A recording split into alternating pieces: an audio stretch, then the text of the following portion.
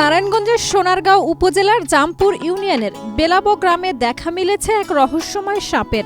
স্থানীয়দের দাবি, সাপটি সময়ভেদে এক এক রকম রং ধারণ করছে, যা ঘিরে এলাকায় ব্যাপক কৌতূহল ও আলোচনা তৈরি হয়েছে।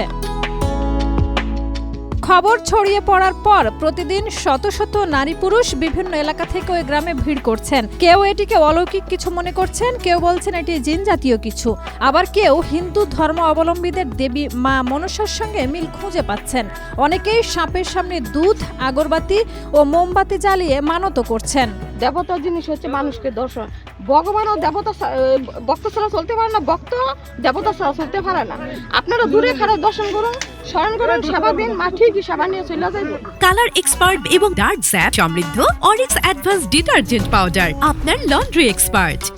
সরেজমিনে গিয়ে দেখা যায় প্রতিদিন নির্দিষ্ট সময়ে, বিশেষ করে দুপুর 12টার দিকে সাপটি ঝোপ থেকে বেরিয়ে আসে। এ সময় অনেকে কাছ থেকে ভিডিও ধারণ করলেও সাপটি কাউকে আক্রমণ করেনি বা ক্ষতি করেনি। গাধাতে বাইরে হইছে, অনেকে কারো কোনো ক্ষতি করে না। আমরা এই মাসে মুখের লাড়ই নিয়ে ক্যামেরা নিয়ে তোলে, মোবাইল নিয়ে, তবে কে আর কোনো কথা কয় না।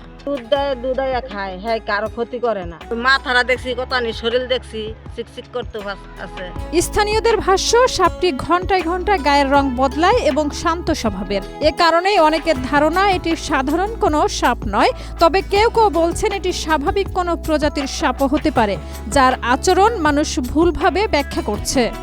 এক মহিলা লাড়কি লয়ে যায়, পরে দেখে আপ বিড়ি আছে মাথাটা, পরে বেডি লাড়কির মতো হালাইতে এনে গেছে। বাইক গিয়া কইছে পরে সপ্তাহে আইলাম, আয়া দিয়ে যা বোয়া হই, কেউ কিছু কয় না। পরে সেদিন দেখলাম, কত পরে আইসি চাই যে সেইটা না, আরেকটা হাফ হই এনই বোয়া, কিন্তু আরেকটা এরকম করতে করতে যেমন 3টা-4টা রূপ ধারণ করলো। করার পরে পরের দিন আইসি, আয়া দিয়ে হাফ নাই, 2টা গুই। তো গিয়ে আমি কইলাম, কি গো কালকে দেখলাম হাফ আজকে দি গুই, পরে হেরা কইতাছে তো এইটা কি, আইয়া দি 2টা না, একটা গুই একটা হাফ। সকালতে 12টা 11:30 মনে করেন যে আড়াইটা ইয়ের ভিতরে 4বার দেখা দিই।